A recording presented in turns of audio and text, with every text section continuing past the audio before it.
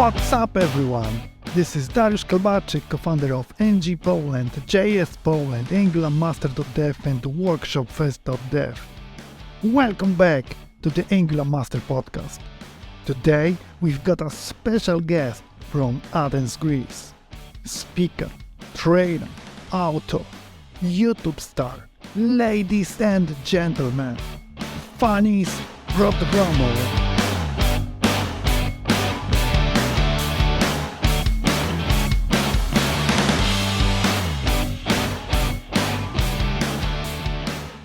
Hi Fanis, how are you? I'm doing well. I'm very good, actually. And I'm very happy being here with you, Dariusz. Thank you so much. For those who don't know you yet, please tell us about yourself and what you do. Okay, so, who am I? My name is Fanis Prodromou. In Twitter, you can find me like Fanis or Prodromou F. And I'm a senior software engineer with, of course, a passion to Angular. I'm a content creator. Yeah, I really like this title, content creator. Means a lot to me. I'm an Angular Google developer expert, and I think that I got nominated because I have this kind of passion to create content for the community. And I'm also co-organizer of the Angular Athens meetup. And if I manage to find some time, perhaps I will arrange a meetup here in the island that I live in, Corfu. But yeah, I need to find some time to make this happen. And also I'm an author of the book Mastering Angular Reactive Forms. Can you say more about your book? Yeah, so I started the book something like 2 years ago. I wrote the book actually 2 years ago. And they asked me from a publisher if I wanted to write a book. And I was like, okay, what kind of book can I write? I remember that a lot of books existed out there about Angular with great content. And during that time, I was giving private lessons to an institute, and I remember that people had problems understanding what reactive forms are. And I was like, yeah, this is the one. This is the thing that I want to invest more time and articulate all of my thoughts, all of my energy to make it more easy to digest for someone that wants to start working and master the reactive forms. And this is why I started with this one. Now let's go back in time a bit. How did your adventure in programming begin? This started something like 15 years ago, 16 years ago. Yeah, something like that. I remember that I wanted to become, at my age of 17, 16, something like that, physiotherapist. Just that. I didn't born like with a computer. I just wanted to have something else. At the age before my actual studies, I had a lesson on computing and what is a computer, and I started with HTML, few things about CSS and stuff like that. And then I was like, whoa, I like that. This is what I'm going to do for the rest of my life. So this is where I started. And of course, I had then my studies. And after my studies, you go out to the wild and you're like, okay, now what? And I came across, actually, I think every junior developer has the same thing, that you are finished with your studies and then you go out to a company and you feel like that, I don't know anything. And yeah, of course, we don't know that much things. And I started doing different things, backend programming, ASP.NET, C#, web forms, a lot of things doing together, databases. Yeah, this is actually how my adventure started with programming. Why did you choose Angular?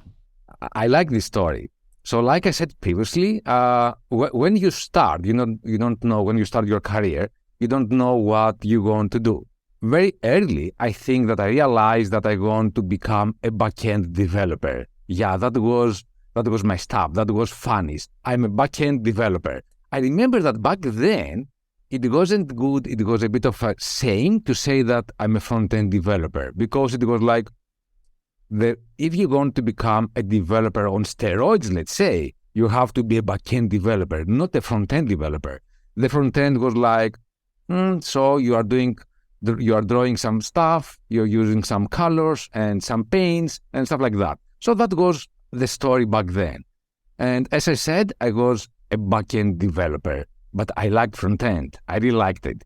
And I had some touches with jQuery, some CSS, but random things, very, very, very random things.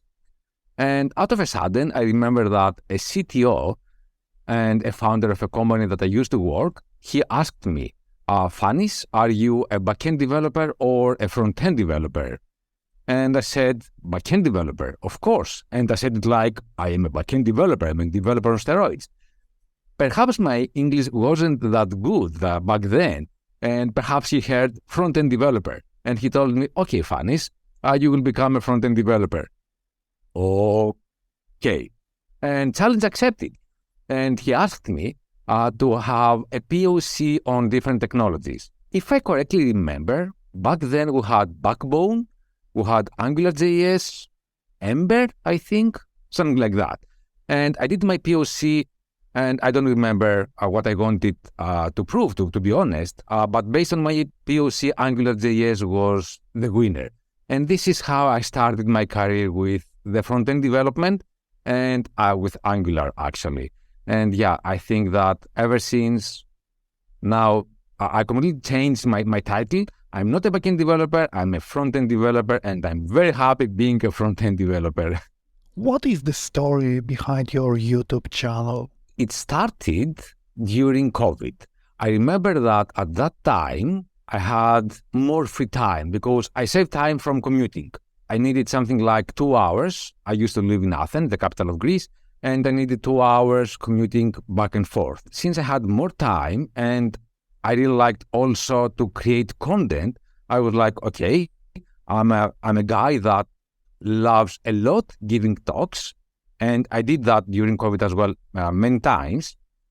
I like writing articles, but why not trying something else? Why not trying YouTube, for example? The funny thing is that I had zero experience about YouTube, even as a user. So I didn't even listen music to YouTube. I used other platforms. So the only thing that I used YouTube was only for prank videos and some American Got Talent stuff like that. Very random things. And then I was like, okay, I will start with YouTube. And I was like, yeah, and I guess this is going to be very easy. All I need is just a microphone, my web camera, and boom, I have it. No, that wasn't the case. So I realized that, is my microphone okay? Is my camera okay? And what about my content? Okay, I have my content. I have to get prepared, and then I will have my content. And what about editing the video? What about screencasting? What about the audio? What about many things? Of course, I was busy enough during the COVID period about the YouTube channel. When I published my channel with just one video or 2 videos, something like that, I had a very good feedback. And I remember that Minko reshared one of my videos in LinkedIn. And I remember I went to the living room and I was like to my wife, Tanya, my video got shared by Minko. And she was very happy because, of course, she heard about Minko. She heard about Minko. And somehow I got a confirmation to my head that, okay, I can do this. And this is how I started investing more time on that one. This is not my full-time job. This is something that I really like doing it. And whenever I have time, I create videos for my subscribers and viewers. Do you have any tips for beginning YouTubers? First and foremost, being sure what you want to record. You have to try it again and again and again. Just be sure that what you are going to present is accurate. It's not bad to have mistakes, to have errors. Everyone has. I had some errors, and I remember someone posted on my YouTube, "Are you sure about that?" Okay, I will create one more video with a better version. So first and foremost is the content. The second one, definitely the quality. The audio quality and the video quality makes a difference. The third one would be to pay attention on the thumbnails. So although this sounds like a silly one, but yeah, the thumbnails is what is eye-catching. At the time that you are searching for something, if your thumbnail is good enough, you have more chances your video to be clicked. So yeah, these are the three tips. Reactive forms or template-driven forms? Okay, very good question. So I'm a bit biased here. But at the same time, I'm trying not to be biased. If I have to choose, I would choose Reactive Forms, of course. I love them. I really like them. But at the same time, I'm thinking the following. During my classes where I had to teach other developers, junior developer, mid or whatever level, I remember that they had a bit of hard time understanding the Reactive Forms. And I was trying to understand why. And I think that the reason is that when you start learning web development, you learn about HTML, CSS, some JavaScript, and then based on the HTML, you learn some basics of web forms. And then imagine at that point of time, you have to jump into Angular and you have to start working with Reactive Forms, or you have to choose template-driven forms. Of course, the natural choice here would be the template-driven forms because this is what you have already learned from HTML. This is it. So this is what I see sometimes people having a hard time understanding the Reactive Forms. And at the same time, there are some devs that it's harder for them to understand how the data flows over the screens, where we have with Reactive Forms. Sometimes you might have infinite loops. And because you have the value changes, and from that one, you emit another event, and that event triggers your value changes, and you have an infinite loop. To be honest with you, I cannot suggest using Reactive Forms or template-driven forms, but what I can say is that pick one that makes you happy. So either being Reactive Forms or template-driven forms, they have different developer experience, and you should be stick with what makes you happy. From my side, in most of my time, I use Reactive Forms. If I have a small form, I use template-driven forms. So this is how I have this kind of separation, at least from my side. And another separation, let's say, again, I might be biased. I do not like having that much code into the HTML. I prefer to have more code into the source code, the TS code. So this kind of shift of responsibility, at least for me, makes me happy. But like I said previously, stick to what makes you happier on your day-to-day job. You're listening, Angular Master Podcast. Listen, code, repeat. Everything you need to know to become an Angular super developer. Should we go with standalone components? Yes, we should definitely go with standalone components. A very common pattern in the Angular is the core shared feature modules, where you have multiple feature modules. Let's say, as an example, that we have the products, we have the user module, we have the dashboard module, 3 different modules. And perhaps these 3 want to have something common. Then you have your shared module. And then you have the core module where you have something like the header, like the footer, like the navigation menu, and stuff like that. So this is a pattern that I used to teach a lot.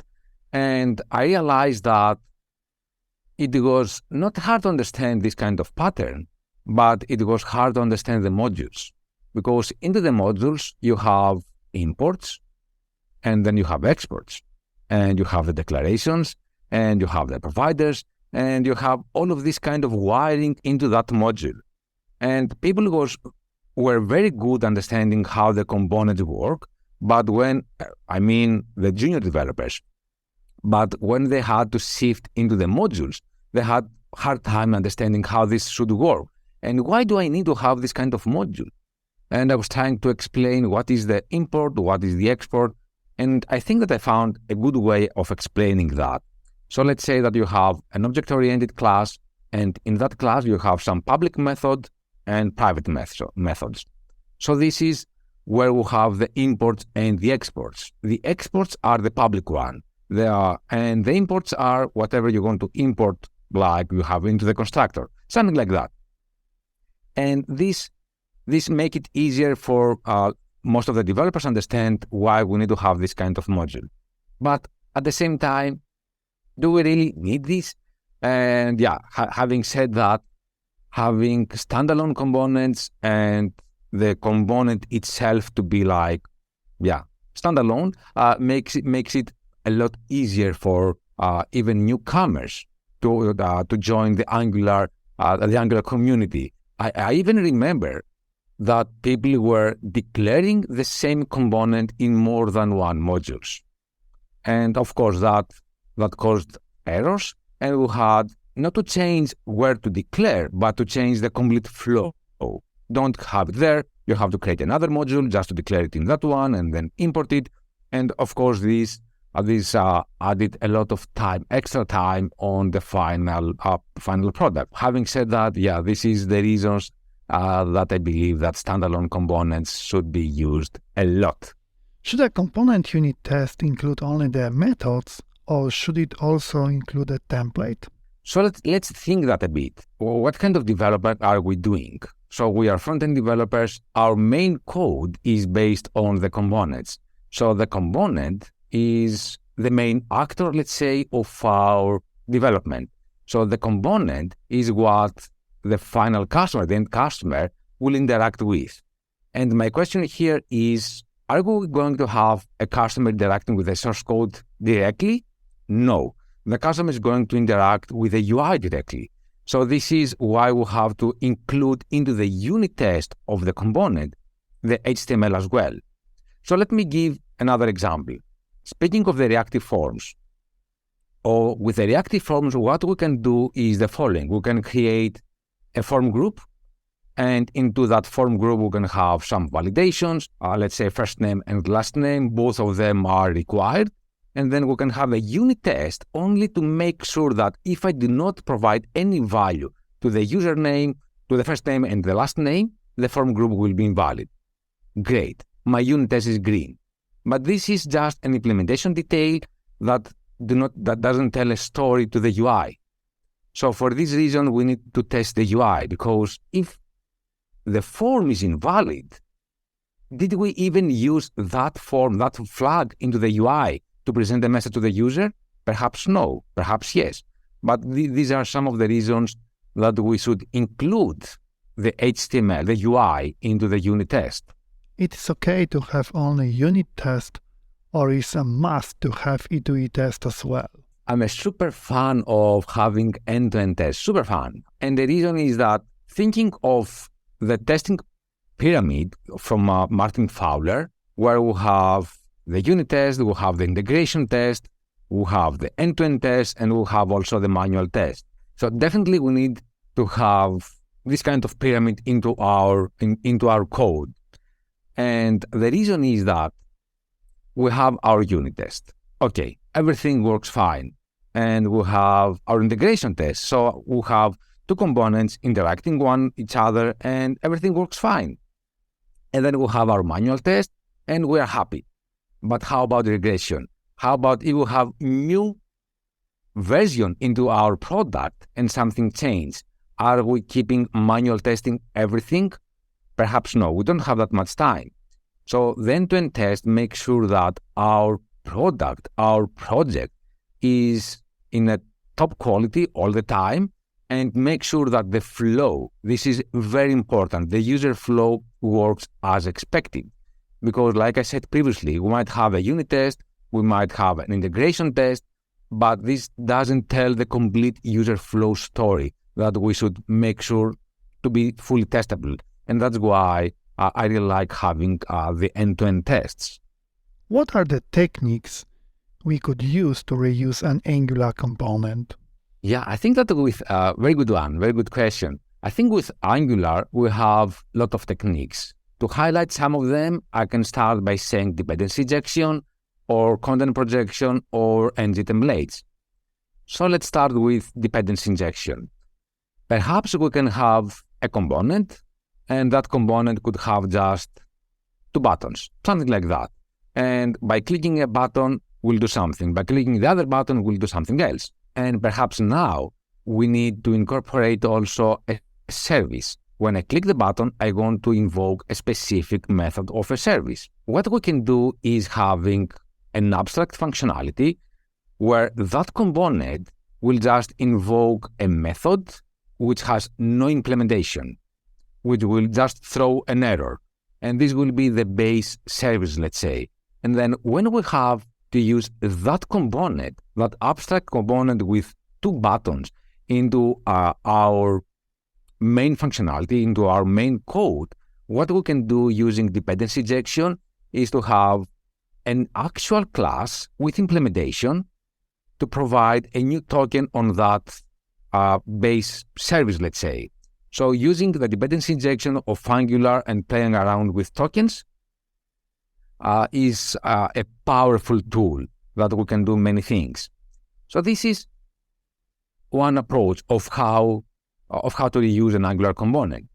Another one is the content projection. I really like this one, the content projection, because what is happening is that you have a slot, or you can even having multiple slots.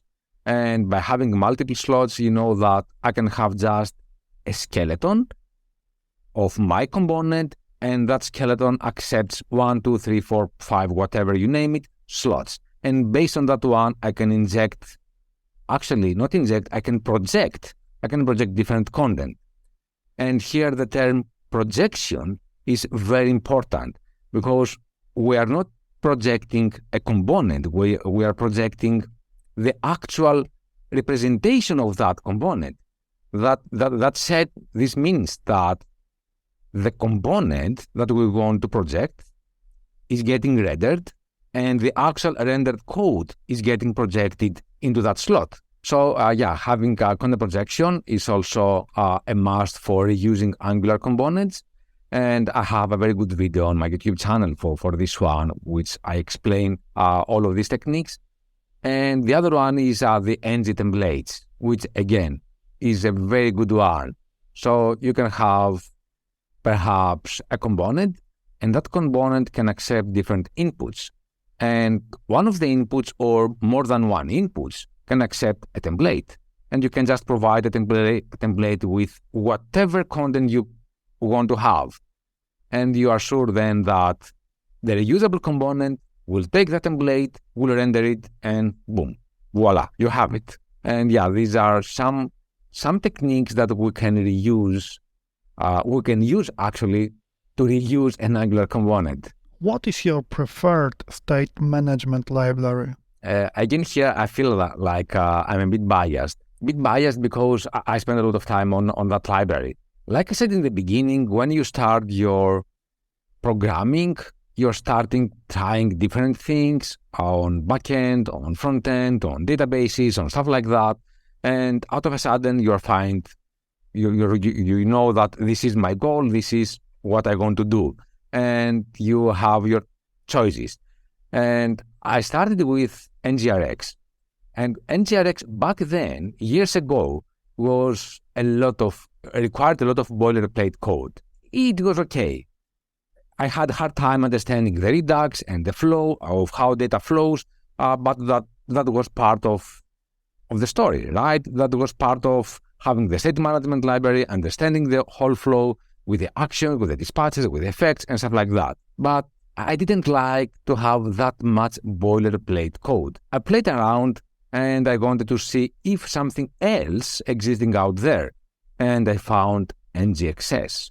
And I was like, okay, I can give it a try. Why not? And I found NGXS.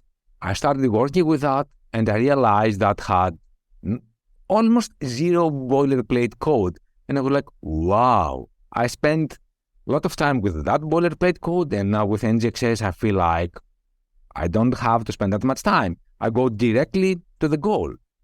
And and this is my preferred state management library ever since NGXS for a couple of years now. And I can say that I have used this library in different scale applications, from small ones to enterprise ones, medium ones, and I think that it fits very well on every occasion. How do you see the future of Angular? Bright. I could say. But yeah, let me add more info on that one, on that title. But I remember that I wanted to change a company that I used to work in the past.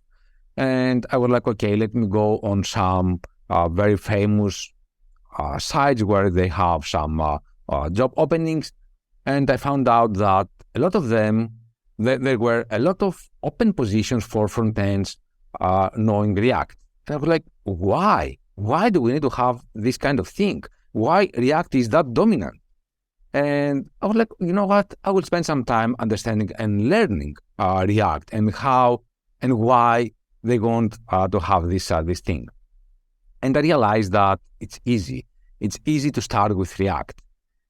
All you need to do is just clone the repo and start coding. And you have the components. And starting creating a very small POC just to understand how the React works. And I have my very first components very fast. And was very happy. And then I want to have forms. What are the forms? And then I was like, okay, let me Google it. Because this is a library. It's not a framework. I Googled it. I found some forms. But I wasn't sure if this is the correct one. Should I choose the other one? What kind of things? I picked one, the one that had more reviews, and I was like, okay, let's stick with that. And then I wanted to use routing. How about routing? Am I going to use the library A or the library B? And then I realized that React is very easy to learn in the very, very, very beginning. And I'm thinking the following, that if you have a company, and into that company you have a lot of senior developers and they have made all the decisions about all the libraries that you need, then perhaps they have already created a framework for you. Then the junior developer is very easy to jump in. They do not need to spend that much time. So now back to Angular, what is happening is that having the standalone components, having no modules, having no zone.js, I think all of this will make it a lot easier for the new developers understand how Angular works and jump right to it. So this is why I see that the future of Angular is really, really, really bright. And now we have also signals. Actually, signals will be a bit different on that one at the beginning. But I believe that the learning curve won't be that big anymore. So this is why I see that the future of Angular is bright, and a lot of developers will join, definitely. What kind of person is Fanis? How do you see yourself? Yeah. Who am I? What am I? What am I doing here into this planet? I think that I have a lot of patience. If something, for example, doesn't work, I insist a lot also. And if I do not understand something, again, I insist a lot. I do not quit easy. I will insist again and again and again. I think that I'm friendly and open to others. And you know what? When I'm not hit by that, I hate this syndrome, the imposter syndrome, I feel great. And I feel that I have accomplished great things in my life. But when I got hit by that syndrome, I feel like that I have just started my career. I know nothing. You know what? It's better to go into the forest and live there with goats. But I know that this is just the syndrome. But when I do not have that, I feel great. I feel great, and then I really like sharing my knowledge. The funny thing is that despite how much I love that, when I have this kind of syndrome, I'm like, what can I share to others? I know nothing. This is super funny because you know that this is not you. Anyways, this is how I see myself. Do you have some hints for us regarding self-organization? I think this is a technique, a very famous technique actually that we used nowadays in software development in the companies, and this is based on Scrum. So Scrum originally based on Toyota Production System, and the Toyota Production System invented the Kanban board. And the Kanban board, the reason that they had the Kanban board was not to waste your time and not to have this burnout effect. So having the Kanban board into your day-to-day work and life helps you organize yourself and do not waste that much time. So it's a very good one to have, like, not that strict a board with 3 columns to do in progress done, but at least start your day and write down, I want today to accomplish this, and that. Did you make it? Yeah, you're happy. So this is one hint that I really like using. Another one is don't try to multitask. We are not multitaskers. Definitely not. We cannot do many things at the same time. I remember that I read a book from Jeff Sutherland, the father of Scrum, and he was talking about the multitasking, and he had very good examples of why we are not multitaskers, and he was right. So don't try to multitask. Very, very soon you will burn out. And also try to have very small goals. Being happy will make you even happier to move into your next step.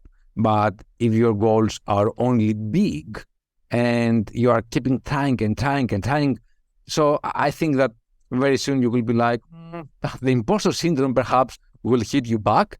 But if you have small goals, will definitely make you happy. What's about your work-life balance? Do you have some hints for us? I think that I keep trying again and again to keep a balance, a work-life balance. But so far, what I have done is the following. I no more code late at night. I used to code even when even during the movie time. I had my laptop and my wife was yelling at me, why do you have your laptop there? No, just a very small one, just a POC, nothing fancy. I will be done in a minute. Of course, it wasn't a minute, it was something like 3 hours. Anyways, so I realized that this is not scaling a lot for your life. So I do not code late at night anymore. And also the weekends is for myself and for my family. The weekends are very, very important. It's something like we are getting recharged again. It's something like we got plugged, full of batteries, and then we have energy for the week. And the reason is that the work will always be there. But you know what? If you have kids, your kids won't be toddlers again. And having a toddler kid, despite how crazy they are, you will miss them. So yeah, I think that work will always be there. Try to have time for your family and respect your weekends. A book you would recommend to our listeners? I will start with a non-technical one that I really like, and this is a book from Simon Sinek. The title is Start With Why. Is a very easygoing book, very easygoing. And this guy is directly to the point and explaining with a lot of examples why to start with why. And you realized very soon that, yeah, he's right. And we need to questioning the why again and again, many times actually. So this is one non-technical. Another technical one is, the author is, I'm not sure if I pronounce the name well, Lamis Chebi, something like that. Reactive Patterns with RxJS for Angular. This is a great book. And also one from Adi Osmani, Image Optimization. How do you remember your last visit to Poland? Great memories. I have already visited Wrocław, Gdynia, Gdansk, Sopot, and now Warsaw. All I can say for Poland is that I'm in love with this country. I really like this country. Whenever I came back after I visiting Poland, I'm back and I have a discussion with my wife. We have to go together to Poland. This is amazing country. This is just amazing country and just great memories. Looking forward being back again, being there again. I like to express my sincere gratitude to our esteemed guest, Fanis, for his insightful contribution to this episode of the Angular Master Podcast. We covered a range of topics from Fanis' programming journey to his thoughts on Angular future. Thank you, Funnies, for your invaluable input. And to our listeners, please stay tuned for future episodes.